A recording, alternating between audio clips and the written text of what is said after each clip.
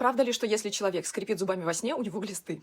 На самом деле у бруксизма, именно так называется этот симптом, очень много причин. Бруксизм может быть связан с совершенно различными факторами, включая стресс, тревогу, неправильный прикус или даже некоторые неврологические состояния. Хотя бруксизм иногда упоминается как возможный симптом гельминтоза, это не является общепринятой и тем более основной причиной его. С точки зрения психологии, бруксизм может быть следствием эмоциональной нестабильности, стрессов, перенапряжения, хотя периодические проявления бруксизма во сне в принципе могут быть и у эмоционально стабильных людей.